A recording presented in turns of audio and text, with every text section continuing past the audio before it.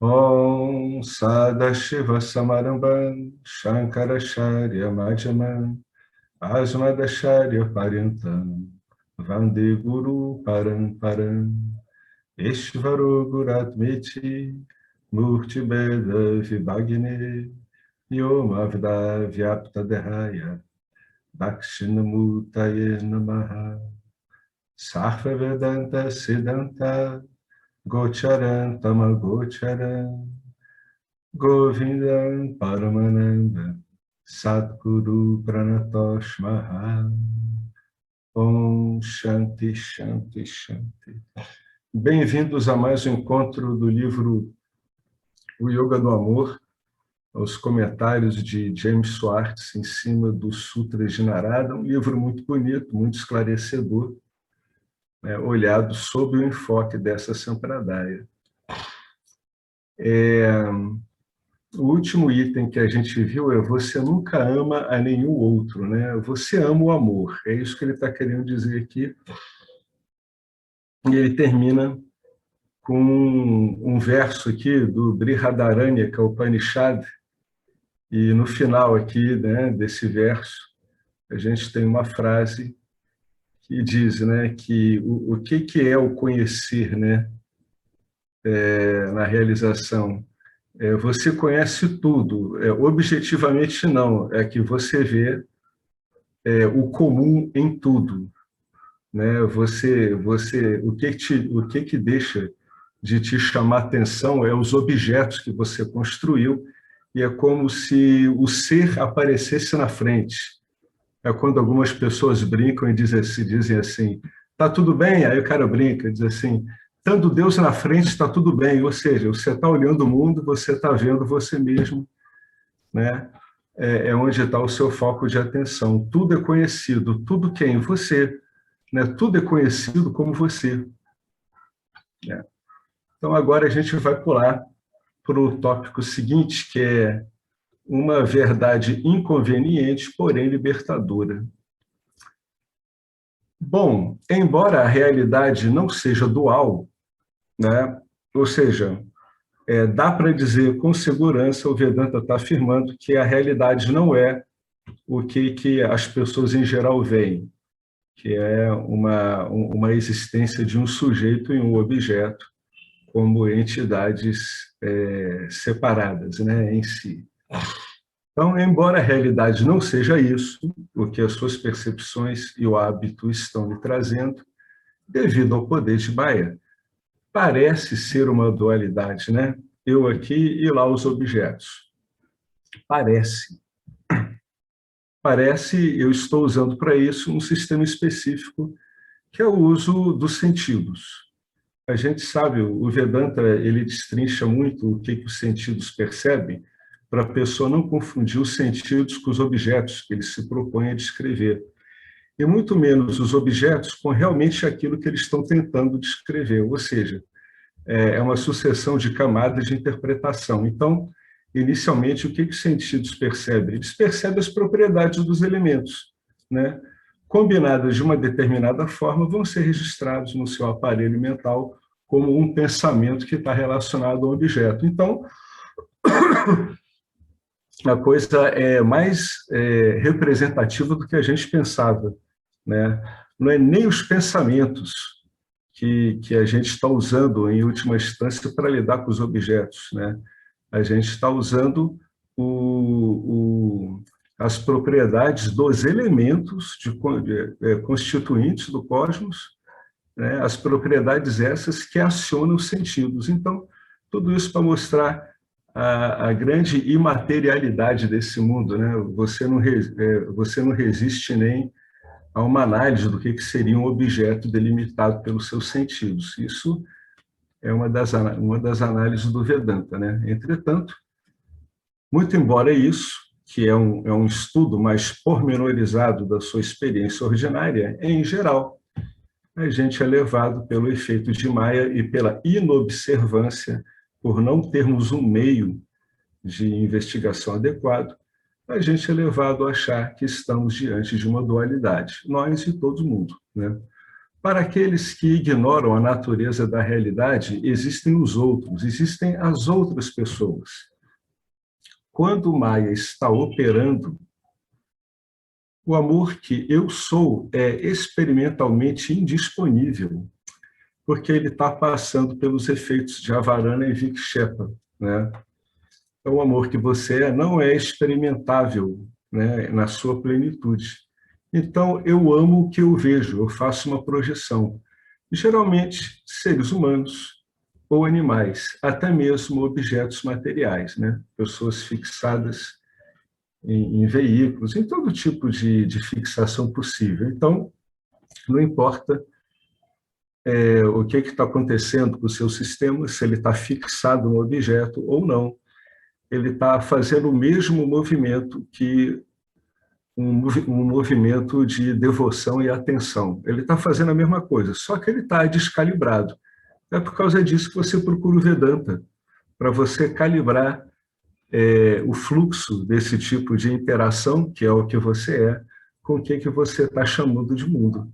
Por isso que o Vedanta ele fala tanto de Nitya, porque um dos ajustes principais que se propõe realmente é se situar em Nitya, sabendo o que é Nitya, né, a princípio. Então, você está sempre projetando você nas coisas. Então, você está projetando o interesse. O que é o interesse? O interesse é o amor que você é repleto de sobrecamadas, camadas de ocultamento e camadas de projeção, né?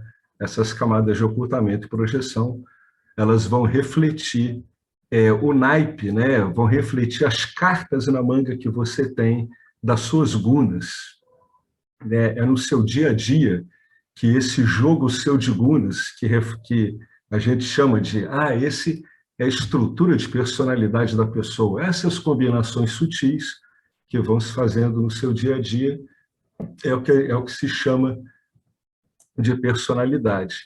É com isso, né, é com esse naipe de gunas, que você vai jogando o seu interesse, você vai arremessando, você vai lançando, vai projetando, vai emitindo o seu amor no mundo da manifestação. Você vai emiti-lo achando que você está numa relação. Olha que coisa estranhíssima, né? Você vai emitir isso achando que você é uma pessoa e aquilo ali que está recebendo esse seu interesse é um objeto. Isso é o ponto onde o grosso das pessoas estão entendendo a sua experiência. Sejam elas sansaris, sejam elas pessoas mais interessadas, né, Gnana Yogis, interessados no Gnana Yoga, né, como é o caso daqui, né? Então, continuando, olha, eu amo os outros, é uma outra projeção, sem saber que eles são outros aparentes, eles não são reais, eles não têm realidade em si, do mesmo jeito que você também não tem realidade em si. A realidade existente é o único eu. Eu me amo incondicionalmente, porque só tem eu, 24 horas por dia, 7 dias por semana. E amo condicionalmente tudo que não seja eu, sendo condição para isso a minha felicidade. Ou seja, no mundo manifesto, amar vira uma troca, né, entre um sujeito e um objeto.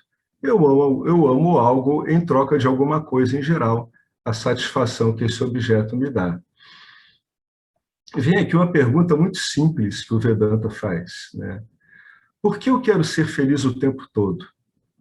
A motivação que você tem para se envolver nas suas experiências diárias é essa, é que você quer ser feliz o tempo todo. Então, por que eu quero ser feliz o tempo todo? Porque eu me amo sempre, porque eu estou procurando uma coisa que eu conheço, que é o meu amor. Como é que eu vou me envolver numa experiência, né, que essa experiência não está com alguma promessa, né, alguma expectativa da minha parte de satisfação para mim, né? Então, eu estou sempre procurando o que eu conheço, que é esse amor que é inerente a mim mesmo, que sou eu. Se você me faz feliz, ou seja, se você faz o que eu quero ou age de acordo com a minha ideia do que eu quero, eu posso amá-lo, né? Se você está ligado ao que a minha entidade aparente acha que lhe é favorável, talvez eu possa amá-lo, é uma troca. Você está se vendo como objeto, você está vendo objetos também. Mas no momento em que você se torna um impedimento para a minha felicidade, o meu amor por você começa a secar. Eu posso continuar cuidando de você por obrigação, o dharma, né? Muitas vezes é dharma, mas enquanto você não contribuir para o meu conforto, não posso amar você. Pode ser um fato difícil de encarar, né? Mas isso prova uma verdade incontestável. O amor mais elevado é reservado a si mesmo, e não há exceções a essa regra. Alguém gostaria de comentar sobre esse parágrafo? Ele está querendo dizer que todas essas frases que dizem que Deus é amor, só existe amor, eu e Deus somos um, naturalmente não tem como ser verificados no mundo manifesto, como a gente chama em Nietzsche. Para isso ser verificado, você tem que trabalhar como o Vedanta trabalha, que é pegando toda essa sua experiência ordinária e destrinchá-la cuidadosamente, para você ver que o que está sendo lhe dito, que é a sua experiência, se isso faz sentido ou não. Alguém gostaria de acrescentar alguma coisa a isso? Ele está fazendo exatamente isso com esse entendimento do que a gente chama de amor. Ele está querendo mostrar que o que a gente chama de amor é uma projeção que a gente cria, né, através do condicionamento pessoal, através do ego coletivo, através de uma combinação entre isso. É uma projeção que a gente usa porque o que nós somos está velado, né? Então, o que nós somos está velado, é o poder de velamento. Automaticamente vai ocorrer o quê? Vai ocorrer uma projeção, né? Você vai transferir isso, esse amor que você é, para algum objeto. Uma vez que está velado, automaticamente você projeta também. Então, a projeção é sempre essa. Bom, eu vou continuar então. Qualquer coisa que alguém quiser colocar. O interessante desse parágrafo é que ele pode ser verificado em absolutamente qualquer coisa que você pensa na sua vida. O fato da gente se envolver com uma experiência e ela dar com os burros na água, o que ocorre muitas vezes, não invalida o raciocínio e o entendimento de por que é que você está se metendo nisso pela enésima vez, mesmo sabendo que não vai dar certo, né? O mecanismo de funcionamento é sempre o mesmo. Portanto, o Deus ao qual Narada está se referindo não é outro senão o ser, o próprio ser, que a gente tanto trata aqui nos livros dessa Sampradaya. O amor com apego total é chamado de devoção não dual. O que ele quer dizer com apego total? Apego total significa que não há outra opção. Você está, se a gente for falar em termos de apego, apegado a si mesmo. É sinônimo de amor próprio. Instintiva e naturalmente amamos o ser, porque o ser é o que somos, né? Então, esse tipo de amor, ele é inerente à nossa própria existência, né? Lembra que a gente leu mais acima que até os suicidas, eles estão dando uma demonstração de amor, eles querem eliminar o ser aparente em prol do ser, né, do puro ser. A autorrealização ou autoconhecimento, que o pessoal chama também de iluminação, é um conhecimento firme e imediato, é um conhecimento firme e sempre disponível de que eu sou a consciência ilimitada. Eu não sou uma consciência ilimitada. É outra coisa, eu sou a consciência ilimitada e não o complexo corpo, mente, sentidos, um complexo volátil que, com o passar do tempo, decai, produzido pela exposição da mente aos ensinamentos do Vedanta, né? Então, ele está falando aí já mais de um fruto. Aqueles que não entendem que o autoconhecimento e o amor são um, na verdade, o melhor aqui seria duas faces que a gente está enxergando da mesma moeda, costumam criticar o Vedanta como um caminho meramente intelectual, que a gente volta e meia ouve aqui, insinuando que o caminho do amor é superior, porque ele produz estados extáticos de amor. Pois é, a pessoa que ela tem, de alguma forma, algum vínculo com esse tipo de informação, né, o autoconhecimento e o amor, eles são meio que autoexcludentes. Na verdade, o que ela está fazendo? De um modo velado ou não, eu não sei aí qual é o nível de entendimento da pessoa, isso varia muito. Ela, em geral, ela está entendendo é, o, ela entende ela entende a ela mesma como uma experiência extática, é isso que ela entende, né? Ela acaba relevando que aquilo é uma experiência, né? Isso muitas vezes para a própria pessoa que está passando por isso não é muito claro, porque às vezes essas ondas extáticas podem tomar a pessoa por algumas semanas e realmente, como qualquer estado mental, vai te dar a leitura que o estado mental está dando. Então, o mundo que você está vendo vai refletir isso. Então, né, as pessoas que dizem isso, elas estão, de alguma forma, buscando isso ou procurando repeti-lo, né? A coisa é bastante encantadora, então ela pode ler isso por 1000 vezes, 8000 vezes, e ela vai estar lá repetindo isso, provavelmente, só para a gente ter uma ideia da potência de inércia e de reatividade da composição de lunas que cada um leva consigo, né? Era a cruz que Jesus dizia que cada um tem que carregar, né? Aqueles que querem me sigam, botem suas cruzes nas costas e me sigam. É isso que ele estava querendo dizer, né? Como é que esse tipo de golpe que Maia dá, né? Que é dotar cada um de um conjunto de vásanas, né? Representando as gunas, que são comuns em toda a manifestação, como é que isso consegue obliterar e fazer com que a pessoa fique perdida reiteradamente durante anos na mesma coisa sempre. Mesmo que ela saiba disso, ela fica presa. É impressionante. Parece que tem que ter tem que ter algum ponto de desapaixonamento da pessoa por ela mesma. E no caso do Vedanta, quando ela estuda o Vedanta, ela tem que se desapaixonar das coisas que ela está achando de substituir pelo Vedanta. Parece que às vezes é preciso um desapaixonamento para que a pessoa consiga, por exemplo, botar de lado a vontade dela de estados extáticos de amor, né? É preciso já um tempo de uso disso para ver que não é isso que está sendo procurado, por mais encantador que pareça. Eu falo isso porque eu vejo, volta e meia, as pessoas, né, ao longo dos anos, entrando nisso e confundindo isso com ensinamento. Isso é muito comum. Isso tem uma variação muito grande, cada um tem um tipo de estado extático, varia, muitas vezes não é mais como a pessoa sentia, passa a ser outra coisa, mas como é muito agradável, né, e sacode com o cotidiano da pessoa, ela tem uma tendência muito grande a ficar aqui.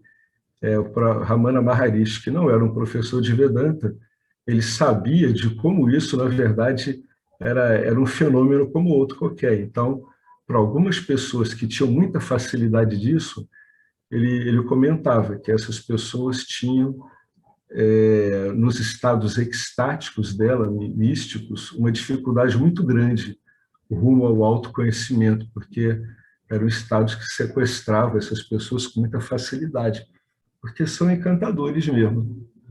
Então, atento a que o que a gente está lendo aqui é o contrário do que muitas pessoas estão dizendo, tá? A pessoa tem que estar sempre se lembrando disso, né? Que conhecimento é um caminho de amor, é a mesma coisa.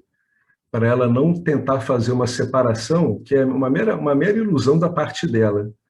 Isso aqui não tem a ver com o ensino tradicional, essa separação entre esses termos intelectualismo, intelectualóide, isso aí é o desajeitamento com relação a uma boa imagem emocional de si mesmo e uma certa falta de habilidade de lidar com um meio de discernimento muito preciso que é a mente. A mente bem educada, ela consegue fazer manobras de discernimento muito impressionantes, muito sutis, e que vão se elaborando ao longo dos anos e permitindo que o investigador consiga fazer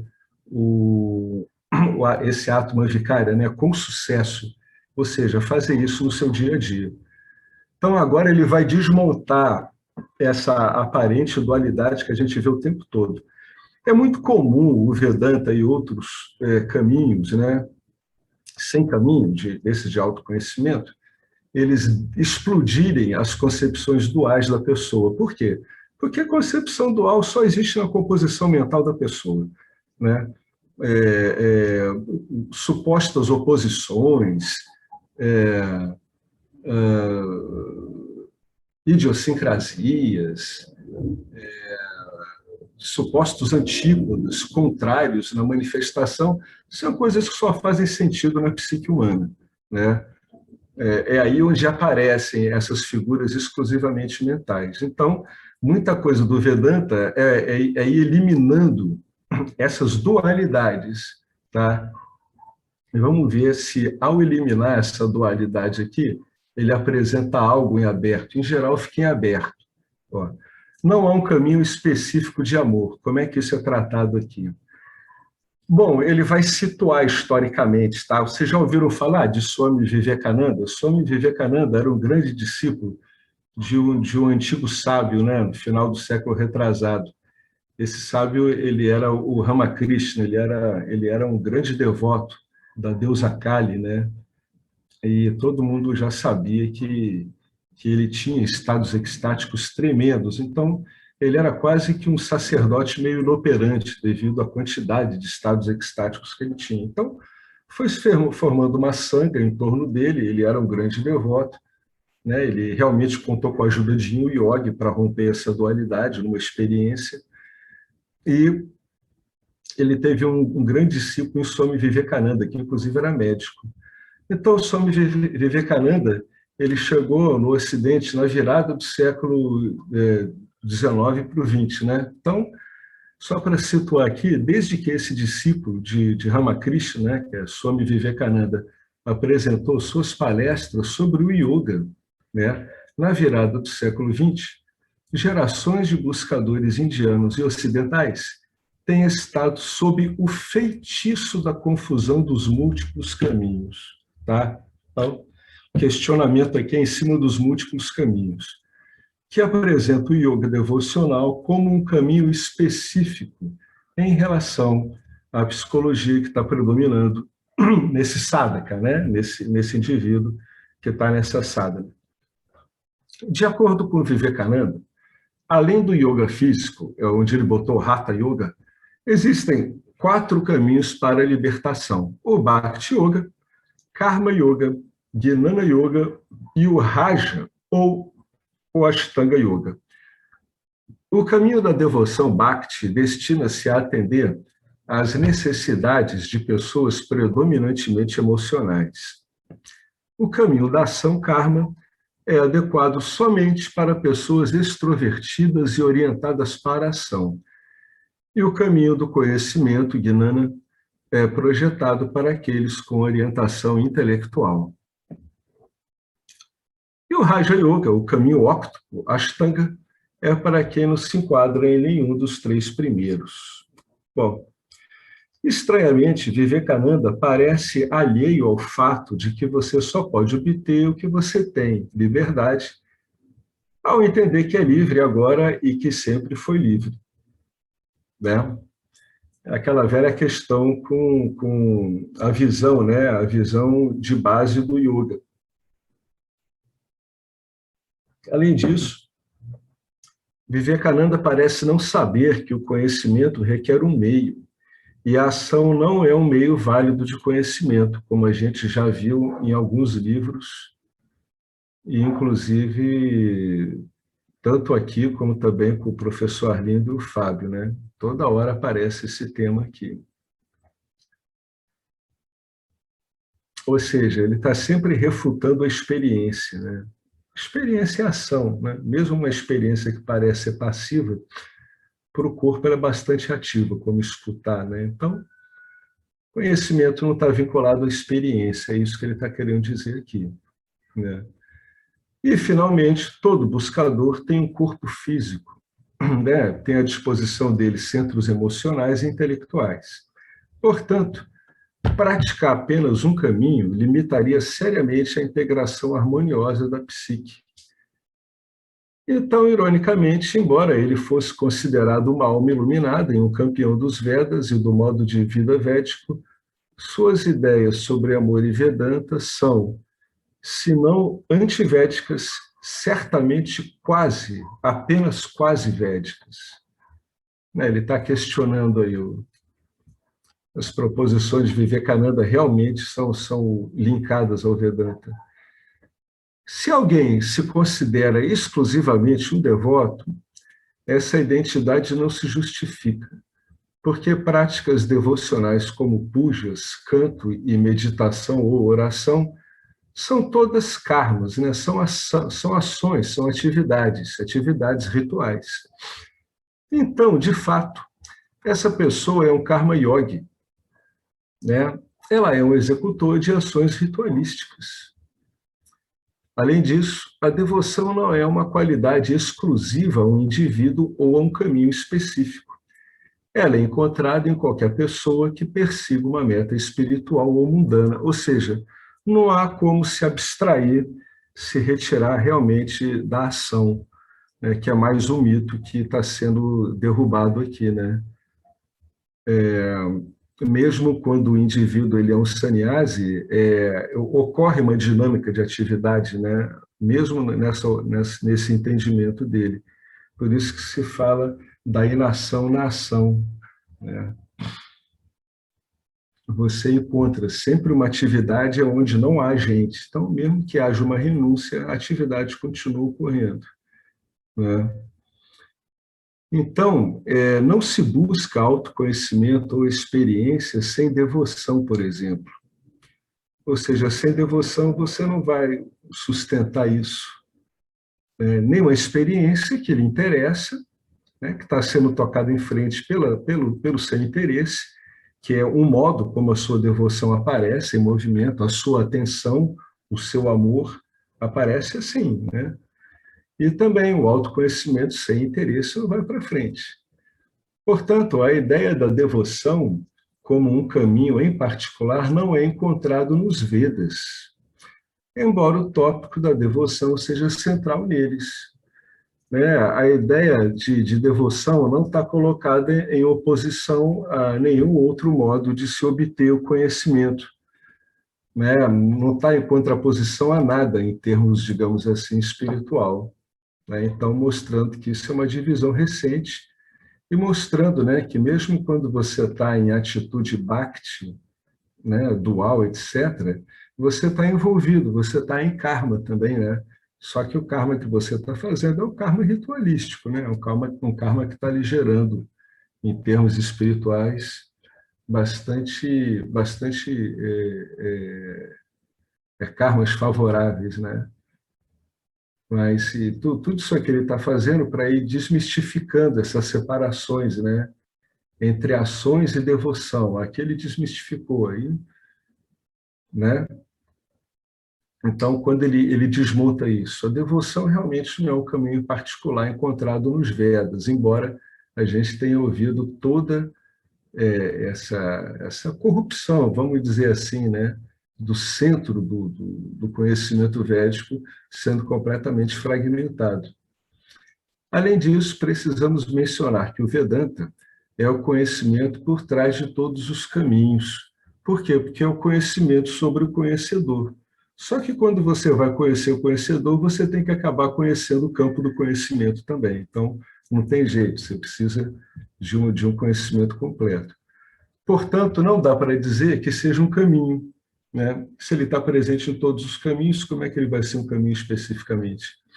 Uma vez que a distância entre você e o ser é exatamente zero, como você chegará lá, né? No entanto, deixando esses argumentos de lado, o Vedanta pode ser razoavelmente chamado de um caminho sem caminho, pois incentiva a ação e a ação sempre leva a algum lugar.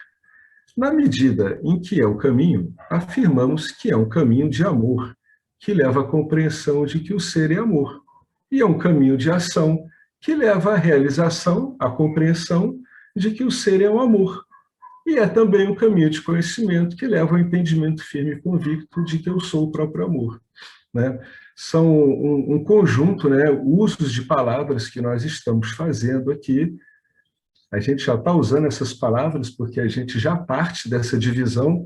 É por isso que o ensino ele se divide aparentemente ele se divide aparentemente em explicar as facetas devocionais e as facetas de conhecimento, porque a gente já se apresenta ao conhecimento com esse condicionamento. Então, isso é um dos modos de abordagem do sistema também. Ele vai lá, ele acaba provando que essa aparente visão clivada do mundo que o estudante está tendo como não poderia deixar de ser, para a surpresa de apenas do estudante e de mais ninguém, nem do mundo, nem de nada, é apenas mais uma projeção que ele está fazendo. Então, o Vedanta vai lá e te mostra que isso é somente uma construção, só isso, mais nada.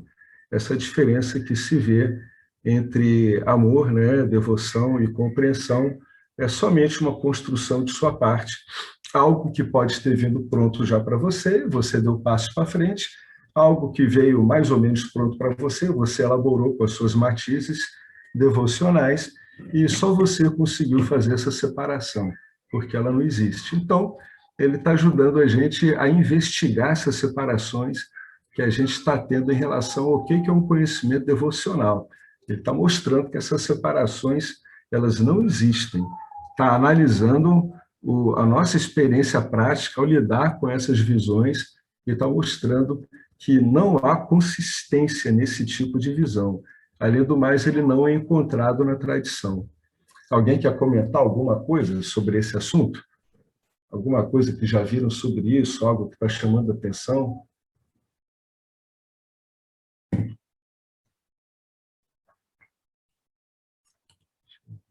Tem um chat aqui. Bom, agora ele vai fazer a conexão entre amor e consciência, né? E se ele faz a conexão entre amor e consciência, ele vai fazer entre amor e existência. A maioria dos buscadores é incapaz de conectar a ideia do ser como consciência e o ser, né, conectar a ideia de ser como amor. Por que eles são incapazes? É uma limitação mesmo? É, na verdade, uma falta de foco e de interesse, né? Por isso que o indivíduo ele fica se debruçando sobre um sistema como o Vedanta. Ele vai tornar a pessoa capaz de sacar essas conexões. É isso que o Vedanta vai fazendo. A gente está vendo aqui no grupo, ao longo dos anos, como é que isso vai se processando, e a gente vê exemplos nas pessoas, quando elas comentam que a ficha vai caindo. Por quê? Não tem uma relação direta, não dá para a gente provar que uma coisa engendra a outra, mas é evidente que a exposição aos ensinamentos facilita, né, que essas compreensões cheguem com bastante firmeza, de modo inquestionável, e possam virar o quê? Conhecimento, né? Não serão mais abaladas. Quem já passou por isso sabe como é. Vem uma compreensão, ela não é mais abalada, né? Ela começa a ultrapassar as experiências, né? Começa a ficar subjacente, ou, em alguns casos, né? Aí depende da descrição da pessoa, ela começa a dizer que ela está vendo, sobretudo, o substrato da experiência, o que mais chama atenção, né? Mas essas são nuances de interpretação de cada um. É por isso que o Vedanta ele não tem isso, né? Ele não usa isso em termos sensoriais, para que você não fique preso a correlações de projeções sensoriais, uma coisa que depois você vai ter que tirar, ou pelo menos vai ter que botar em xeque. Então, essa incapacidade, ela é simplesmente uma falta de contato com o meio, por interesse, por disponibilidade material mesmo, né? Porque as pessoas com Vedanta e com outros meios conseguem fazer esses links, e então o quadro maior se apresenta como uma compreensão que muitas vezes não tem como ser expressa, né? Não faz sentido expressá-la, embora essas palavras apontem muito adequadamente para isso, né? Até onde as palavras podem ir. Existe uma conexão lógica.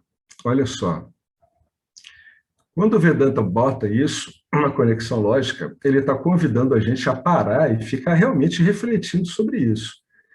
Se a realidade é consciência não dual, ele está dizendo para você dar crédito à escritura, como o Vedanta afirma, tá? Se a escritura está dizendo isso, né? Se você está dando fé a isso, está depositando confiança nisso, e se o amor existe, e o amor existe, é uma experiência que não pode ser negada. Então, como não pode haver diferença entre amor e consciência? Então, não pode haver diferença entre amor e consciência, né? Se a realidade é consciência não dual, e se o amor existe, então não tem como, né? Você vai ter que, por lógica, entender que o amor ele também está nessa realidade não dual, né? Ele é, com uma análise mais cuidadosa, ele é o substrato da realidade não dual, mas isso ele vai chegar devagar. Aqui ele está apenas querendo dizer que você não consegue retirar o amor do contexto da consciência, né? Essa que é a lógica. Por enquanto, você talvez não veja que substancialmente é a mesma coisa, né? Essas palavras, elas impressionam a formatação de vássanas que nós temos. Tem pessoas que têm uma tremenda ojeriza em relação a palavras como amor, devoção, outras não gostam de consciência, intelecto, etc., né? Então, a gente está sempre tentando juntar essas semelhanças aqui para acabar com a força das vássanas. Se é mostrado para as pessoas olharem as vássanas dela de outra forma, ou seja, olhar os objetos aos quais elas estão se dedicando de outra forma, então é um bom modo de saber como é que uma vássana perde força, tá? Você tira o significado que estava dando para ela e substitui pelo do Vedanta. Então, ela vai perdendo força. Esse argumento que ele colocou aqui em cima, ele convence poucos. Olha que coisa interessante. Por quê? Vale a pena pensar nisso. Eu parei muito quando eu li isso aqui. Porque, basicamente, ninguém vê a realidade como uma não dualidade. Ele está querendo dizer que esse argumento que ele botou convence poucos, porque as pessoas estão presas à avaliação sensorial que elas fazem da realidade, né? É o que interessa a elas.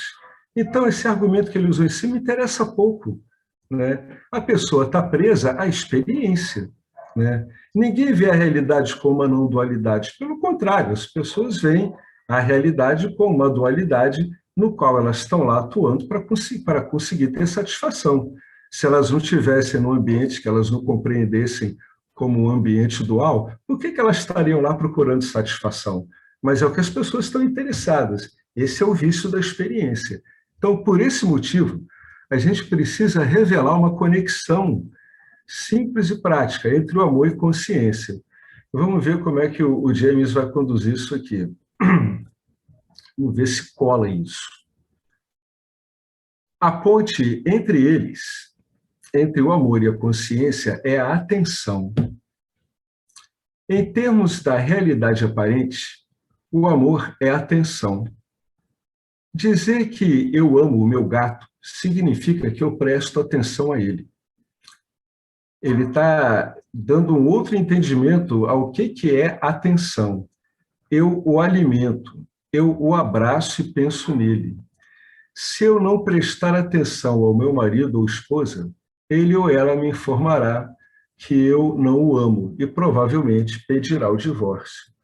Atenção é a consciência direcionada através do coração. É uma palavra que ele está equivalendo aqui ao corpo sutil, ao instrumento do corpo sutil, muitas vezes usado em alguns livros de cunho mais místico, é o coração, em direção a um objeto. Então, ele fez a definição mais importante que ele fez até agora, para dizer para você que você é amor, né? Ele está dizendo que a atenção é a consciência direcionada através do corpo sutil em direção a um objeto. Então, a atenção é a consciência no modo de operação relacional, está no modo da aparente dualidade, né?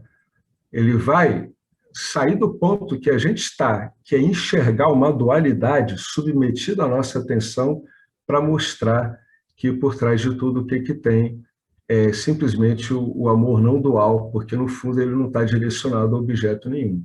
Ó, Então, de novo, a definição dele, de novo, atenção, dois pontos, definição. Atenção é a consciência direcionada através do corpo sutil em direção ao objeto. Então, consciência, atenção e objeto. É assim que a gente está vendo por enquanto. O fato de eu estar sempre prestando atenção em algo, em algum objeto, significa que estou sempre amando algo. Olha que coisa interessante.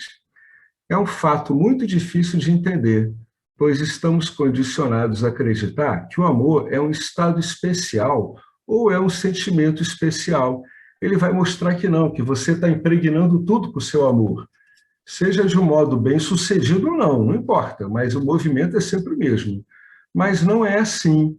Amor não é um estado especial ou um sentimento especial. Ele vai aproximar você da sua natureza, ó. Não é algo especial. É a natureza da consciência, do meu ser Ananda. Repara que eu estou sempre em atenção com relação a algum objeto, né? Quando o ensinamento me alcança, eu estou sempre com atenção em relação a algum objeto. Ele está querendo dizer que isso é da natureza nossa, isso é uma coisa que independe da experiência, e é mesmo. Experiência, seja ela qual for, é a sua atenção pulando de um contexto para o outro. Então, sempre tem essa sua devoção em andamento. A sua atenção está sempre movimentando. A sua atenção é você, direcionado a um objeto, né? É a natureza da consciência, né? O fato de eu estar sempre prestando atenção em algo significa que estou sempre amando algo, tá? Esse amor, ele não é um estado, ele é a natureza da consciência, ele está sempre ocorrendo. Imagina, a gente está ressignificando a nossa experiência. Estamos vendo que por trás da nossa experiência sempre temos amor, né? Aparecendo como atenção, como interesse, como uma devoção. Quando essa atenção ela fica uma, quando essa atenção ela fica assim hum, é direcionada a algo respeitável, a algo que você deve um temor reverencial, a gente chama essa atenção de devoção. Olha como é que são modulações da mesma coisa em andamento. É tudo a mesma coisa, né? O ser humano ele tem o mesmo funcionamento, mas a composição de vasanas dele é que torna isso tudo multicolorido. Mas a dinâmica é sempre a mesma. Isso é a sua natureza, é a natureza do seu ser, né? Anandam é a natureza do ser, né? Esse amor, essa devoção, quando ela fica reverencial, esse interesse, não vem do fato de você estar diante de um objeto. Não é o que você está achando. Você não está diante de um objeto, dá aquele clique e ocorre uma manifestação energética em mão dupla. Quando você encontra o amor dos seus sonhos na rua e dá aquela fuzilada simultânea de olhar, não! Você está levando um drible de Maia, um drible de um sistema muito, muito mais refinado do que o seu. O seu pequeno sistema uma pequena engrenagem operacional desse grande sistema Maia. Ele funciona de modo muito, muito, muito mais preciso que o seu. Não é isso. Na verdade, você está derramando você mesmo sobre esses objetos. Quanto menos você sabe de você, maior a intensidade desse derramamento, até que você fique completamente aflito por todos esses objetos, principalmente pessoas. É quando você diz o outro. Quando você chama o outro, quer dizer que você está vendo pessoa, você está vendo objeto. Quer dizer que você, no fundo, está se vendo como objeto. Quanto menos ciente de você, mais aflito em direção ao objeto. Mais você está achando que você precisa ficar satisfeito através de alguma coisa.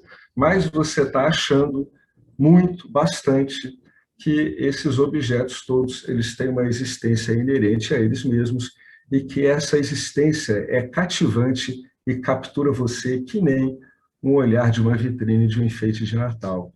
É uma captura fulminante, não há como escapar. É praticamente impossível você escapar sozinho. Praticamente impossível. Você precisa de algo para te mostrar o que você está olhando. É que nem se você tivesse procurando aquele personagem daquele filme O Predador, que ele entrava em contato com as folhagens e a camuflagem dele muda de acordo com a folhagem. Assim funciona esse jogo de desejos. O Givo ele tem que ser ensinado a olhar para ele, né? E aqui a gente já foi ensinado a olhar através disso de várias formas, vendo o aspecto da existência. Agora a gente está entrando, está olhando isso através do aspecto que evidencia a nossa natureza, que é a atenção em movimento, o interesse, o cuidado, a devoção, quando tudo isso vira algo reverencial, né? Estamos olhando através dessa característica. Isso que é estudar, olhar a não dualidade através da devoção. É o que a gente está fazendo aqui. Então, ele está de novo afirmando, se você acha que esses objetos eles fazem uma mão dupla com você num processo, como se um fisgasse o outro, como é cantado em todas as histórias humanas, seja por objetos sencientes ou não, o que acontece é que você não está olhando a sua experiência com muito cuidado. Você está fascinado pelo choque de atração dela e não está entendendo que a sua força de atenção, do seu interesse, usado de um modo, né, recebendo os efeitos de Maia, passando, né, pelo jogo de efeitos de Maia, está te dando essa impressão de que esses objetos têm algo neles. Não tem, você está vendo meramente você adorando a você mesmo, está vendo isso refletido, simbolizado pelo interesse que você tem nos objetos. Então, sempre que você olhar um objeto, olha profundamente para olhar e começa a entender que aquilo ali é você mesmo. Só você está impregnando isso, mais nada. Aí ele vai fazer uma afirmação muito legal. E é por isso que a gente tem que ter cuidado quando fala disso com outras pessoas. Falou de amor, mas já vem, né, o suposto par, né, de oposto. Quem é? É o ódio. Será que é o oposto? Né? Vê se não vão falar isso em locais não apropriados. Vocês podem, inclusive, apanhar, né? Então, cuidado. Né? E o ódio, então? E agora? Como é que vai lidar com o ódio? Ó, eu já falei várias vezes aqui que você só consegue entender o ódio ele sobreposto a um pano de fundo de amor. Né? E que toda história de terror clássica, no fundo, fala disso.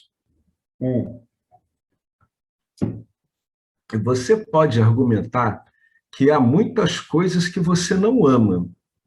Mas olha só, mas isso é verdade apenas porque agrada você não amar um objeto específico. Você se sente bem cortando laços com aquilo. Né? Ou seja, de novo, você corta laços, você deixa a sua amorosidade fluir. Se você está em laços com uma coisa que inibe o seu amor, porque você não sabe que você é amor, então você está sujeito realmente a esse feitiço dos objetos que é dado por Maia. Então, nesse caso, você se afasta desse objeto, agrada você ficar longe desse objeto, e a sua amorosidade volta a fluir. Então, é a mesma coisa, né? De novo, a sua experiência ordinária está sendo destrinchada com um preciosismo, um cuidado que a gente deve muito ao Vedanta, porque essa meticulosidade é dele. As escrituras é que dão margem a esse tipo de destrinchamento, tá? Então, simplesmente você está fazendo o mesmo jogo, né? Quando você diz que você não ama alguma coisa, você está fazendo o mesmo jogo. Está preservando você como fonte de amor, conscientemente ou não. Provavelmente de modo inconsciente. É prazeroso não amar um objeto, porque você ama suas aversões. Quando a gente fica falando mal dos outros pelas costas, em pensamento, a gente está amando as nossas aversões àquela pessoa. Você ama suas aversões, tanto que você está cultivando elas, mesmo estando sempre livre para não desgostar de algo. Você não é obrigado a desgostar das coisas. Ninguém tem uma arma na sua cabeça no que diz respeito para onde deve ir a sua atenção. Isso não existe. Mesmo que apontem o fuzil para a sua cabeça, jamais vão conseguir fazer isso com você. Não amar o objeto porque você não gosta dele não significa que a sua natureza não é amor. Significa que para o bem de si mesmo, ou seja, para o seu próprio bem, você ama acima de todos os objetos. Você é indulgente com uma versão, né? Para o bem de si mesmo, que você ama acima de todos os objetos, você é um cara conivente, você é um cara leniente com uma versão sua. Você deixa a aversão estar aí, porque ela preserva a ideia de amor que você tem.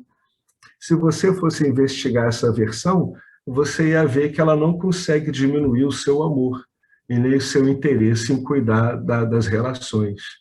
Mas o que a gente faz? A gente está acostumado com as aversões e elas dão uma satisfação na gente, né? Na medida que reafirma a nossa história, como a gente conta, né? A nossa história, basicamente, é um conjunto de medos e aversões com diversas roupagens, né?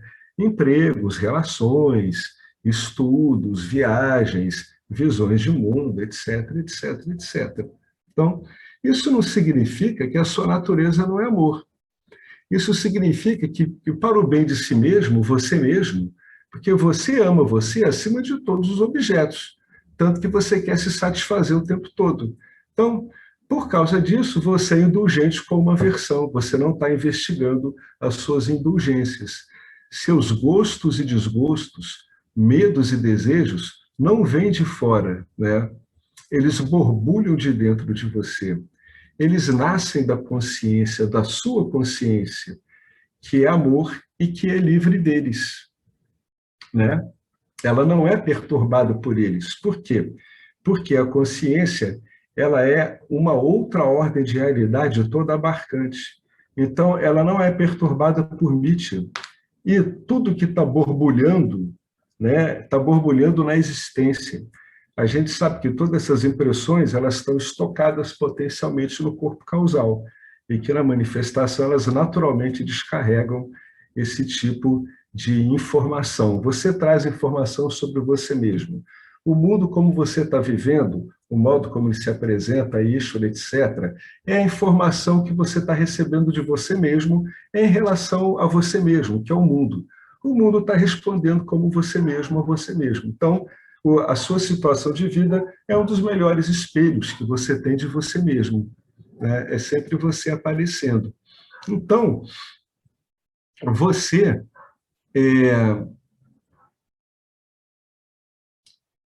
como você se ama acima de todos os objetos, porque no fundo você está apenas em relação com você mesmo, você só quer satisfazer você o tempo todo, você é indulgente com as suas aversões, né?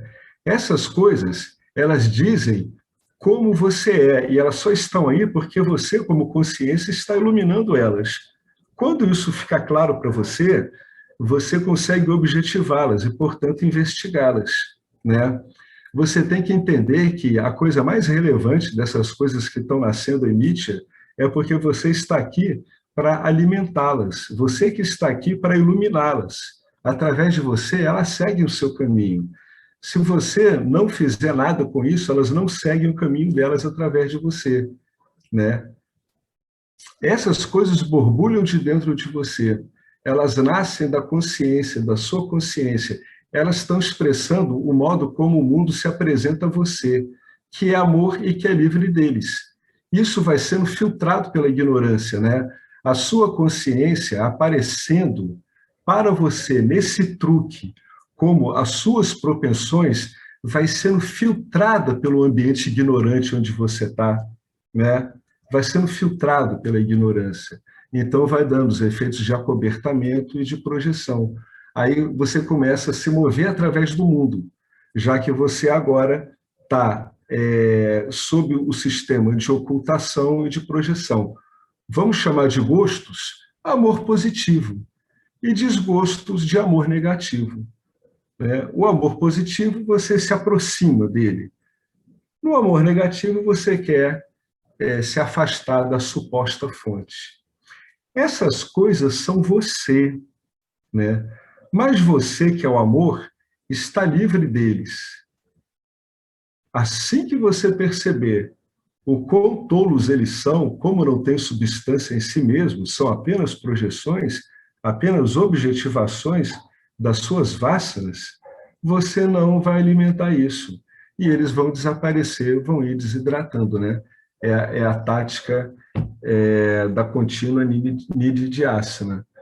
Você percebe que que você não é isso, você não está submetido a isso, você está livre. Embora essas coisas sejam você, você está livre. Por que elas são você?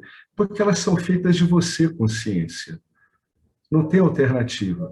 Mas você está livre delas, do mesmo jeito que uma aranha está livre da sua teia. Embora a teia, para existir, precise da aranha, né? Quando você percebe esse jogo, quer dizer que você está conseguindo objetivar esses seus gostos e desgostos, né?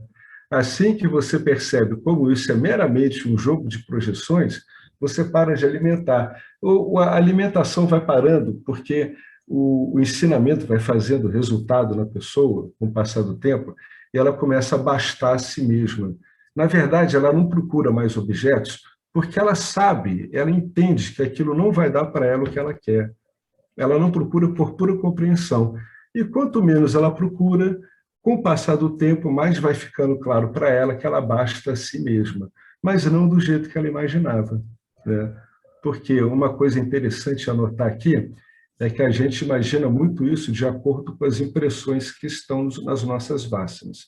Via de regra, como a gente está lidando com tamas e rajas, as impressões que nós temos oscilam, né, de modos eufóricos a modos quase tamásicos, quase prostrados, né? Isso dá uma aparência que a nossa vida emocional é uma vida de altos e baixos. Não é assim, né? À medida que o autoconhecimento fica claro, a nossa vida emocional ela tende a ter uma linha de base muito estável, embora isso não vai impedir a pessoa de vibrar com as coisas boas e realmente ficar aborrecido e triste com as coisas ruins, né?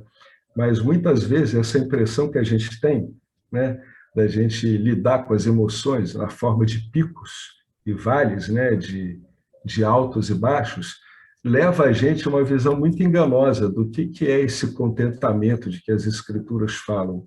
Eles naturalmente não estão falando de experiências de picos, não estão falando de experiências, estão falando de algo que começa a impregnar todas as experiências e fica claro que que isso sempre esteve lá desse mesmo jeito.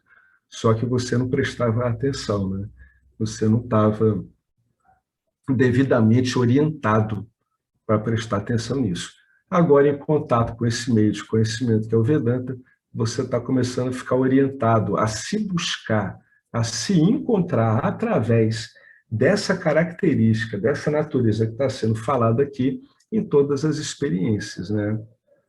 Então, como é que ele continua aqui? Deixa eu ver. Onde eu estava aqui mesmo? Acho que eu acabei empurrando aqui.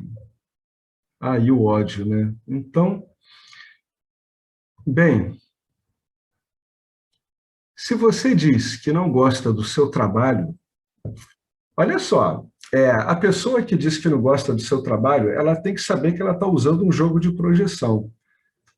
Ela sempre está usando um jogo de projeção. O que ela tem que reparar é o quanto ela está vinculada a essa projeção ou não. É isso que importa saber, tá? Sempre que você fala de um objeto, uma experiência, qualquer coisa, você tem que estar sempre olhando e tem que estar entendendo que isso é uma projeção, tem que partir desse pressuposto. Se partir desse pressuposto, vai funcionar, entendeu? Se você diz que não gosta do seu trabalho, mas permanece nele porque precisa do dinheiro, isso significa um valor. Significa que você tem mais amor pelo dinheiro do que pela sua aversão ao trabalho. Isso é um valor que está orientando a sua vida nesse momento específico, nesse prarabdha karma. Por isso que se diz que a situação que o indivíduo vê na vida dele orienta o modo dele a entender como é que ele está funcionando. Ele começa a ver pela primeira vez como ele está funcionando. Eu não gosto do meu trabalho, mas eu permaneço nele. Simplesmente eu estou mais inclinado a achar interessante, gostar da grana que o meu trabalho me dá, do que achar interessante a minha aversão pelo trabalho, tá? É o que as pessoas dizem, está valendo a pena. E você ama dinheiro porque você se ama. Você acha que as coisas que o dinheiro pode comprar podem fazê-lo feliz. Esse é o único motivo pelo qual a pessoa quer dinheiro. Mesmo a pessoa que está buscando poder, que ela sabe que quanto mais dinheiro ela tem, mais poder ela tem. No fundo, ela está sempre querendo ficar feliz. Que é claro que aí vai depender do modo como ela entende felicidade, né? Aí vai depender bastante de como ela entende isso. O que é felicidade? Mas ela está sempre procurando coisas para deixá-la feliz. E por que você quer ficar feliz o tempo todo? Porque você se ama. A coisa é quase tautológica, né? Eu quero me fazer feliz o tempo todo porque eu me amo, e eu me amo porque eu quero me fazer feliz. Esse funcionamento não deveria indicar uma doença, uma coisa obcecada com o ego. O estudante ele tem que aprender a eliminar essas arestas da cultura egóica e dos condicionamentos particulares dele egóico, das idiosincrasias que ele tem, e olhar esses ciclos, né? Se ele olhar esses círculos de retroalimentação do modo adequado, ele vai encontrar o amor dele por ele, ali mesmo. Só que sem máscara, sem estar confuso nesse ciclo de retroalimentação, cheio de objetos que estão sendo construídos pela análise mental. É por isso que a gente está usando a análise mental para desfazer essa construção danada que está ocorrendo aqui, que não tem fundamento nenhum, né? É por isso que isso está sendo feito, né?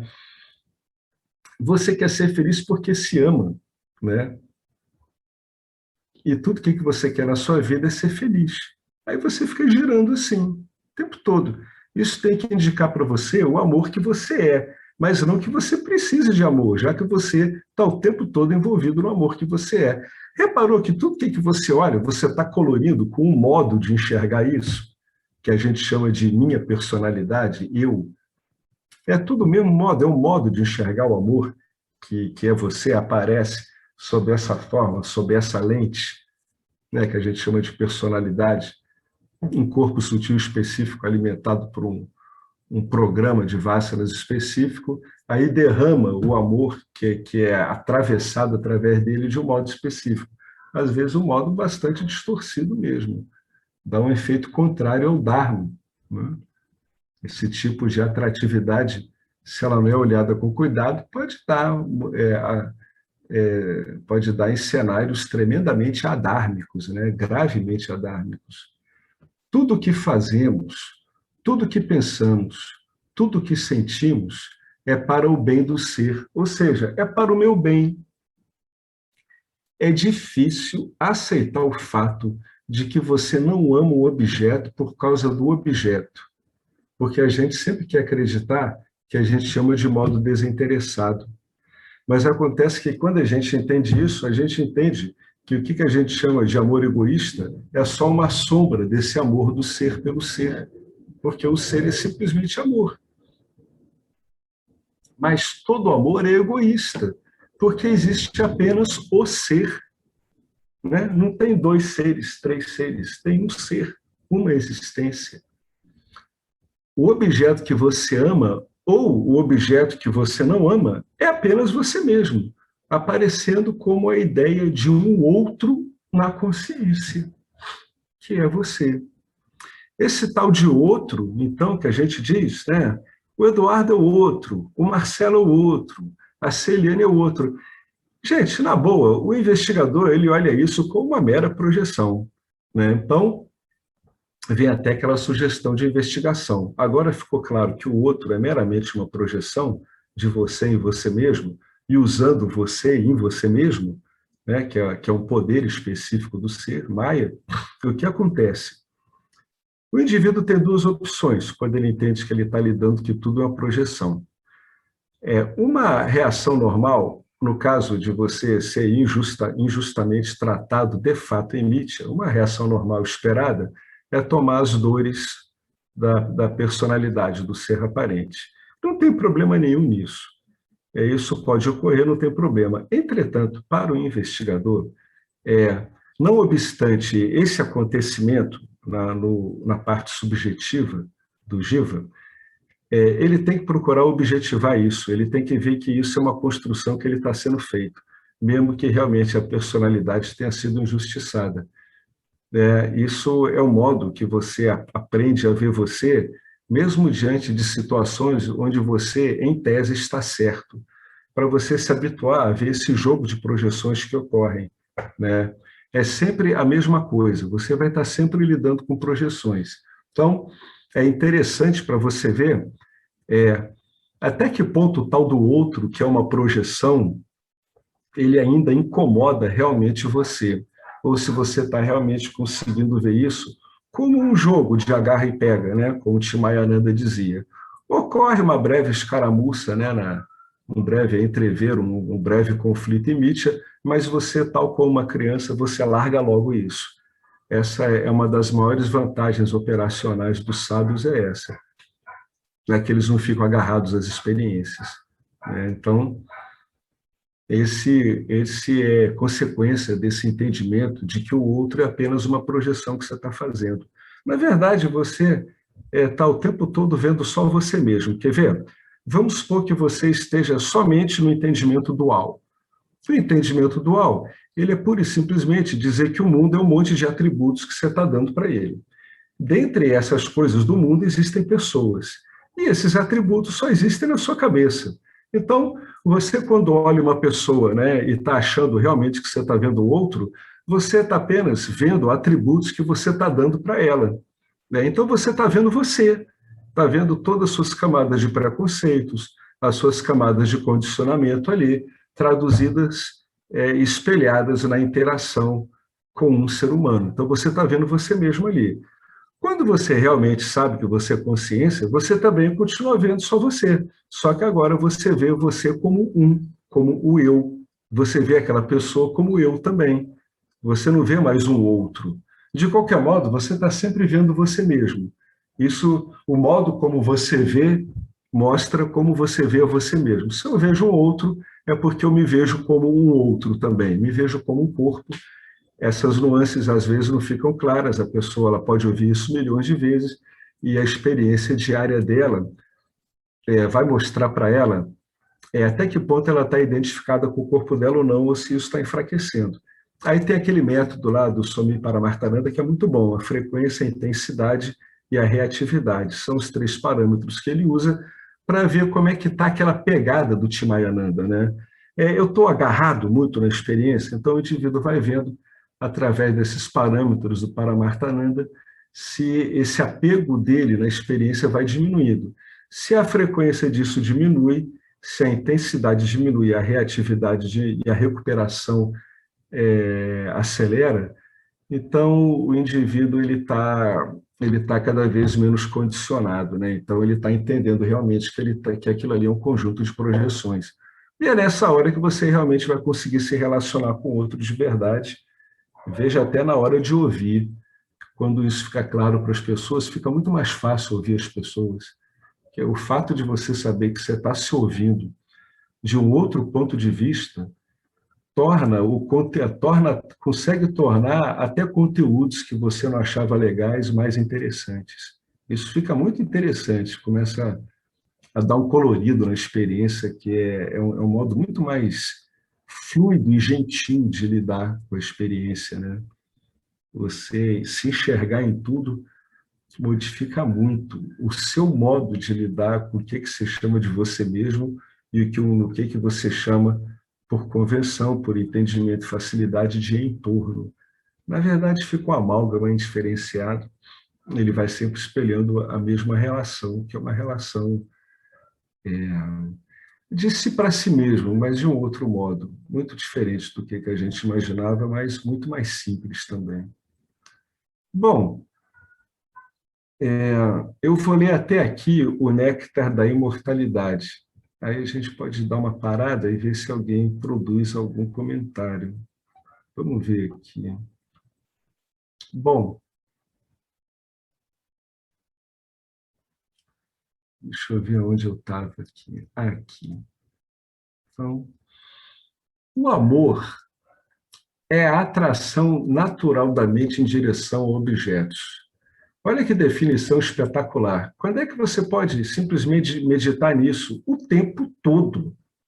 O amor é a atração natural, é corriqueira da mente em direção a objetos, que a mente acredita, leia-se o Jiva, ser uma fonte de felicidade.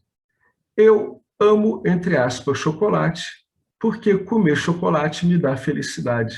Me lembrar de chocolate me dá felicidade. Desejar chocolate me traz felicidade. No caso de objetos materiais, geralmente usamos a palavra gostar, enquanto que, no caso de seres vivos, usamos a palavra amor. Mas não há diferença. Não há diferença em termos de quê? De funcionamento, de mecânica. É claro que o peso, o colorido vai ser bastante diferente, né? Dependendo da composição de vasanas, né? De como é que aquilo está se apresentando. Mas o funcionamento, a mecânica é a mesma. Não há nada de errado em amar objetos, pelo amor de Deus, né? Não vamos brigar com as coisas, né? O Vedanta não tem desentendimento com absolutamente nada. Se você está enxergando algum desentendimento de Vedanta com alguma coisa, é porque é uma projeção que você está lançando, devido ao não entendimento de como o sistema funciona. Então, o Vedanta nunca se contrapõe a nada. Não há nada de errado em amar objetos, principalmente se o amor for instruído pelo conhecimento de que todos os objetos são o ser. Olha que coisa interessante. Sempre que você está interessado em um objeto, fique sabendo que todos os objetos são o ser, né? Você está apenas se interessando por você mesmo. Mas o amor aos objetos, sem o autoconhecimento, ele é defeituoso. Por quê? Porque ele não fica assimilado, ele não vira um conhecimento. O amor pelos objetos não é eterno, e ele decai à medida que a atração pelo objeto diminui, né? Esse fluxo de atenção, de interesse, ele diminui. Também, esse tipo de amor aos objetos, ele tem uma propensão que é acabar se transformando no seu oposto, sendo a dualidade o que ela é. Dualidade você trafega de um ponto para o outro, né? Dependendo das gunas, de como está se apresentando o Parabita Karma, como é a composição de gunas, não tem jeito. Você, naquela situação, tem tudo para ser jogado do lado oposto. Então, isso que é a dualidade. As pessoas podem inicialmente se amarem, decidirem se casar para se conhecerem mais intimamente. Mas, frequentemente, depois de algum tempo, acabam dizendo: eu te amei uma vez, mas agora eu amaria é que você fosse embora. No começo, apenas notamos compatibilidades, mas, à medida que o tempo passa, as incompatibilidades espreitam e furam a bolha do amor. Então, minha fonte de alegria se transforma rapidamente em uma fonte de miséria, mesmo que ele ou ela não tenha realmente mudado. Olha que interessante. Ele está falando que isso é oriundo de pura inobservação. É inobservação. O indivíduo diz: o inferno é o outro. Aí vem a pergunta: tudo bem, quem é o outro? É isso aí que tinha que ter respondido com cuidado nessa colocação de Sartre. Ele estava certo, né? Porque a gente não consegue olhar para nós mesmos e dizer que nós somos o nosso inferno. Então a gente chama os outros de inferno. Mas então faltou ali uma investigação cuidadosa, um pouco mais meticulosa, para mostrar para ele o que é o tal do outro ao qual ele estava se referindo, né? Então, aqui mais um tipo de investigação do Vedanta mostrando como é que essa coisa naturalmente vai mudar. Essa queda de irradiação, né, que ele chamou aqui de atração pelo objeto, a impressão que eu tenho às vezes parece que você é um mago irradiando um objeto com amor e achando que o que está acontecendo é o contrário. É por isso que tem magia, é por causa desse tipo de engano, né? O indivíduo acha que ele está revertendo uma coisa, ele vê algo no objeto, ele acha que ele vai reverter algo através da magia, né? Que seria esse suposto poder que esse objeto teria nele, né? Então, o que está explicando aqui? Uma coisa interessante, esse seu foco de atenção no objeto, né? Ele naturalmente ele vai decaindo, você está diante de uma experiência. É por isso que o seu foco de interesse em cima dos objetos faria, né? Então, é normal isso, né? Esse tipo de queda é comum, mas as pessoas podem passar por isso através de uma grande decepção, né? Pode ser um grande choque, embora seja uma coisa comum, né? Então, o que está faltando? Como sempre, as pessoas avaliarem a experiência delas através do Vedanta, que também usa o senso comum. Acontece com todo mundo, por que vai acontecer diferente de mim, né? Qual é o motivo, né? Uma vez eu vi um investigador, né, há muito tempo atrás, ele cometeu um deslize, né, na investigação. Ele estava dizendo que o mundo ele é todo aparente, mas isso confundia as pessoas, porque, na verdade, o mundo ele é meio aparente, né? Ele é uma aparência que parece real devido à Maia e devido às impressões sensoriais que nosso corpo sutil usa. Então, ele estava dizendo que aquilo ali era tudo uma aparência mesmo, e que a pessoa não conseguia afirmar nada. Nesse ponto, era interessante o que ele estava falando, mas o que usou para exemplificar não foi inteligente. Ele disse assim: suponha que você morra. Como você pode me garantir que esse mundo existe? Você não vai estar aqui para continuar a vê-lo? Ora, bolas, ele está falando isso porque ele não está entendendo que a inferência é um sistema válido de conhecimento, né? O indivíduo vê todos morrer e o mundo continuar, porque cargas d'água ele vai achar que ele vai morrer e o mundo vai sumir porque ele morreu, né? Então, a gente chama isso de bom senso também. Vamos ter bom senso, gente. Uma hora esse corpo vai para o caixão também. E vai para o caixão se tiver até uma sortezinha, porque se tiver azar, do jeito que as coisas estão, no futuro, a gente vai acabar parando numa vala em alguma epidemia dessas. Então, a gente tem que ser muito realista com relação ao ser aparente, né? Ele tem o trajeto dele, né? Mas através desses sistemas que o Vedanta usa, a gente consegue se desiludindo da identificação através do desfazimento das ideias que sustentam essa ilusão, né? Então, aqui ele chama atenção a isso. Ele está dizendo, olha, essa manobra, esse acontecimento, ele ocorre tudo. Você pode estar achando realmente que a pessoa mudou tudo. Não parta desse pressuposto, né? Você está casado, não parta do pressuposto que o seu cônjuge mudou. É imensamente provável que você esteja temperando aquilo ali com um monte de problemas. Dê uma olhada com cuidado. É sempre a mesma história. Poucos casais param a tempo de achar e de entender que o modo como eles estão vendo a relação é que é o problema, não a relação em si, né? Deixa eu ver que horas são. Será que eu leio? Eu vou ler só mais esse aqui, ó. Amor é atração por um objeto que é fonte de alegria. Olha que interessante o Vedanta. O que o Vedanta está te falando com essa frase aqui? Ele está te falando, é uma projeção comum de um sansari, né? O que é amor? É quando eu faço uma coisa que eu gosto, é quando eu estou com a minha amada, é quando eu estou na profissão que eu quero. Então, agora ele foi para uma projeção comum, que todo mundo tem, ó, todo sansari tem. Amor é a atração por um objeto que é fonte de alegria. É como o cara está vendo, né? Está ocorrendo uma atração, ele está vendo um objeto que está correspondendo à carga de vássanas que ele está se sentindo atraído.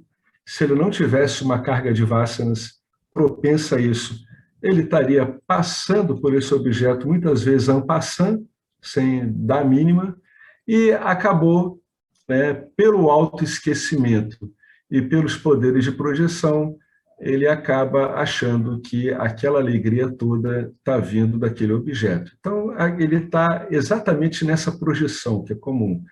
Isso aqui é um exemplo de como o Vedanta ele vai em cima da projeção. Então, vamos ver, aqui o indivíduo está achando que amor é isso. Aí ele vai lá, portanto, a definição de amor é uma atração mental por um objeto que é fonte de alegria. A atração por objetos é amor relacional. Ele é dual, por definição. A atração por si mesmo é amor não dual, porque eu não sou um objeto para mim mesmo.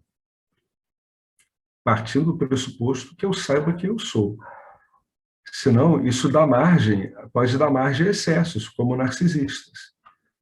Dualidade é a crença de que o sujeito consciente, que eu sei, eu sou consciente, eu existo, eu sei que eu estou existindo, eu sou o sujeito consciente.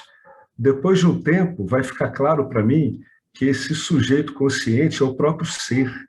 Eu vivo ser como eu mesmo. Depois isso fica claro. Agora, na dualidade, tem uma crença de que esse sujeito consciente e o objeto dos seus afetos, o objeto dos afetos desse sujeito, são diferentes, né?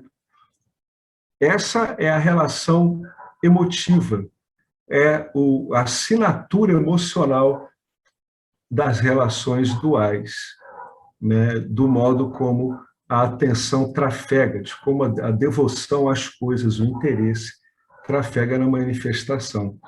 É uma crença, é um entendimento dado pela não compreensão da sua experiência ordinária, é uma crença, é um entendimento reforçado pelo meio, reforçado pelo condicionamento geral, reforçado pelo condicionamento que você recebe o mais íntimo possível, é uma crença de que o sujeito consciente, o objeto, né, foco, o objeto iluminado pela sua atenção, pelo seu interesse, são coisas diferentes, né? Então, o sujeito, ele é diferente desses afetos que ele direciona ao objeto, e o objeto é diferente disso tudo. Então, essa é a dualidade. A dualidade se apresenta como esse monte de objetos aparentemente separados, porque você está se vendo como um objeto separado. Afirmando o óbvio, o amor relacional é um amor dualista. É uma coisa maravilhosa até você perceber quase imediatamente que está carregado de ansiedade. Por quê?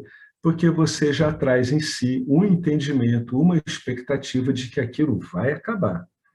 Quando você é pego na dualidade, mesmo que o amor que você é seja a própria plenitude, você acredita que lhe falta amor. Quando você é pego na dualidade, significa que o seu discernimento naquela situação específica falhou. A ignorância desse fato faz com que você projete amor nos objetos, né? Então, eu ignoro esse fato. Ou seja, qual o poder que está funcionando aí? É o poder ocultador, é a varana, que é o poder regido pelo Guna Tamas. Eu ignoro isso e imediatamente eu projeto amor em objetos. Aqui está a dobradinha, né? Agora é o poder Vikshepa, que atua simultaneamente a varana. A projeção rajásica, raja simplesmente extrojetando suas vasanas. Só isso, tá? Só isso. Não tem critério nenhum. É por isso que muitas vezes dá tanto problema isso. Porque é um conjunto de vasanas, de coloridos, de entendimentos sobre objetos, que pode estar completamente desvinculado do contexto efetivo em que as coisas estão ocorrendo.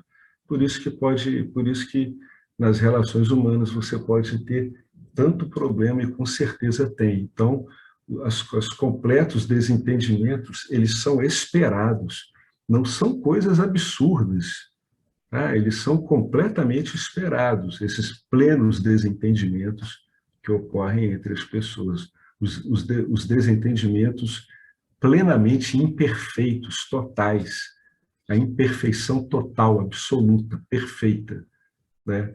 Essas confusões podem ocorrer devido ao desenho de como as coisas funcionam, como a gente está vendo aqui, né?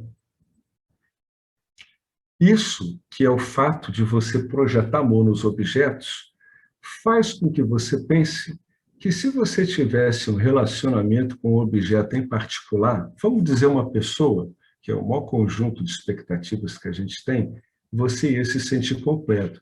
De novo, eu tô fazendo a Varana e Vikshepa, né? Eu estou numa situação relacional com a vida. Eu não tenho uma pessoa que eu gostaria que tivesse. Então, eu oculto aquela relação que é plena, que já está ocorrendo, mesmo sem ter lá uma amada, eu oculto aquilo e imediatamente eu projeto, por questão das vássanas, uma expectativa em relação a uma pessoa amada. Sempre assim. Aí eu me sinto completo. Então, eu estou sempre com uma expectativa de completude. Minha completude, devido ao meu jogo de atenção em torno dos objetos, está sempre postergada a um futuro completamente inatingível, né? É isso o que esse jogo, através da atenção, né, em cima dos objetos, vai fazendo com a pessoa. Se ela conseguisse olhar tudo isso como devoção, o amor dela, o amor que ela é em forma relacional, ela ia deslocando gradualmente o foco do interesse dela, né? Ela ia ficar muito mais surpresa em ver como ela colore esses objetos todos, e realmente muito mais surpresa com isso, muito mais interessada nisso, do que continuar interessado em conteúdos que ela nem mais acredita que esses objetos têm, né? Então, o sentimento de completude, ele é a experiência do amor, a experiência do seu ser, né? Em Nietzsche, quando há esse senso de completude, quer dizer que o ser que é você está aparecendo bastante desimpedido através do seu corpo sutil, né? Você está com o corpo sutil bem sativizado, então o ser reflete bem, e quando isso ocorre no corpo sutil, esse senso de plenitude ele aparece bem. Então, quando você estiver vivenciando um senso de plenitude sem explicação nenhuma, fique vendo como isso é pura e simplesmente da sua própria natureza, decorre da sua própria natureza, né? E aí, às vezes, a gente começa a achar tão bom essa impressão que começa a correr na mente meios de mantê-la. É o melhor jeito que tem para perdê-la mesmo. Então, quanto isso tiver na pessoa, essa plenitude, fique, né, aprenda a ver essa experiência ocorrendo em você como um resultado da sua própria natureza. Ou seja, vai confirmar que isso não está vinculado a objeto nenhum. Se é uma experiência comum, é só uma questão de assimilar isso de outro modo, né? O conhecimento da sua completude é libertação. Libertação o quê? De uma crença que diz que você acha que precisa de objetos para continuar contente, feliz. Isso resulta em uma apreciação aguçada do fato de que eu sou amor. Bom, aqui ele tocou no outro ponto, que é um dos pontos mais importantes que tem. Como a gente já comentou várias vezes aqui, o ensino, ele didaticamente, ele estabelece como sua natureza a ilimitação, a existência, né, e a consciência. Ser consciente de que você existe, para qualquer pessoa que está fissurada nisso, é uma coisa bastante fácil, isso é inegável, né? É um argumento muito forte. Você é uma existência ciente de si ou uma consciência ciente de que existe em si mesmo. Agora, relacionar isso com amor é uma coisa um pouco diferente. Na verdade, quando o indivíduo sabe que ele é consciência e existência e ele já está suficientemente desimpedido, ele já está com o corpo sutil sensibilizado para isso, ele está mais sensível, isso automaticamente gera nele uma apreciação dessa ilimitação. Porque se ele é a existência, a única que existe, e ele é o eu, a consciência única que existe, então, se ele já está suficientemente desobstruído de suas vássanas vinculativas, isso traz a ele uma apreciação, um contentamento com o fato de saber de si mesmo. Essa apreciação é uma das coisas que esse estudo devocional procura desopilar no indivíduo, né? Isso resulta em uma apreciação aguçada do fato de que eu sou amor. Por isso que muitas pessoas, elas podem sim ficar um tempo num meio de conhecimento no Vedanta, onde essa compreensão ela fica intelectual, ou seja, ela gera uma satisfação a nível de ideia, mas não a nível irrestrito das experiências todas que ocorrem, inclusive a nível de ideias. Essa satisfação irrestrita, ela ocorre quando o indivíduo ele passa a apreciar, ele passa a saborear esse entendimento que ele tem dele mesmo. isso vai dando efeitos na vida dele de uma tal forma que ele realmente começa a ter uma apreciação por esse novo, entre aspas, status, essa nova, entre aspas, identificação que ele está vendo que está cada vez mais firme nele. Até o ponto onde ele pensar no fato de que, pô, como é que eu pude achar que eu era uma pessoa? Realmente, parece, soa realmente como algo absurdo. Então, nesse ponto, realmente vai ocorrendo um deliciar-se. Como a gente já comentou aqui, é diferente, não é uma coisa de picos e de vales, como a gente está acostumado pelo registro da experiência baseada nos sentidos, não, né? E lida e filtrada pelos vássalos, não. É uma apreciação, né? Ela realmente vai ficando cada vez mais profunda. Mais o indivíduo vai apreciando isso, mais ele se deleita nisso. Isso aí é o que ocorre, o que muitas pessoas chamariam de um ananda, né? É uma bem-aventurança. Mas é uma coisa muito doce, muito suave, muito doce, muito íntegra em si mesmo. Pode permear, inclusive, coisas muito estranhas, né? Eckhart Tolle descreveu, né, esse bem-estar que ele falando de Jesus, né, que é a paz que não é desse mundo, né, essa bem-aventurança, essa paz toda. Aí a gente começa a ficar com um monte de palavras tentando descrever isso. Eckhart Tolle ele viu isso muito forte em Treblinka, nas ruínas de Treblinka, que já foi inclusive um campo de extermínio, né, para vocês verem como quando isso realmente toma a frente do entendimento da pessoa, ele passa a realmente determinar o modo como a experiência ela é vivida e assimilada, né? Não quer dizer que o Eckhart Tolle estava não ciente ou não sensibilizado em relação ao símbolo que aquilo ali tem de tanto sofrimento, mas no fundo havia uma paz ali que permitia a ele também, né, incluir aquilo, né, não negar, mas incluir até de um modo que aquilo seja até transformado e visto de uma outra forma, né? Então esse é o poder transformador. Esse no fundo esse link existência, consciência e esse deliciar-se em saber-se uma existência que não tem vínculo nenhum com o objeto, no fundo a gente encontra essa referência em vários mitos. Um deles é a pedra filosofal, né? Alquímica, é o mito do elixir da vida eterna. Tudo isso está relacionado a esse apreciar, essa eternidade. É tudo palavras, né? Quando tudo fica claro, até essas palavras perdem bastante o interesse, né? É bastante bacana esse livro aqui. Bom, eu vou parar de falar agora aqui, né? Quando ele questionou essa projeção aqui, né? Então ele está dizendo que não é bem isso, né? Ele está pedindo para a gente se preparar, porque o que se entende por amor remítia não vai servir, na verdade, para a gente lidar com o que somos.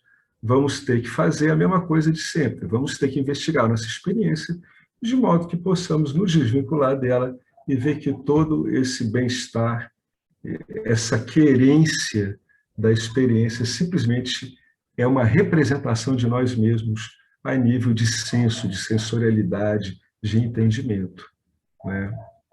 Então eu vou parar por aqui, a gente começa a partir daqui, né? Eu não amo você, eu amo o amor. Alguém quer comentar alguma coisa? Porque eu acho isso tudo que ele está falando, uma coisa que vale tanto a pena prestar atenção no dia a dia, porque é um ponto muito sensível, afinal de contas, é o modo como a gente circula na nossa vida ordinária, assim, com essa atenção ticando de objetos em objetos. Como a gente não consegue assimilar essa experiência do ponto de vista do que isso significa em relação a nós mesmos, né, a gente fica querendo amor, imerso em amor. A gente só não aprendeu a ver. É como se tivesse um peixe enlouquecido dizendo no meio do mar vocês viram a água por aí, eu quero saber da água, a água, eu quero saber só da água, eu só aguento a água. E os peixes olham em volta dele e dizem, pô, ele está louco mesmo, de verdade, ele ficou maluco de vez. Né? Por quê? Porque o peixinho não foi ensinado a ele a olhar, cara, isso que está fluindo através das suas guelras, isso que faz você flutuar, subir, descer, tudo isso e todo esse meio é água.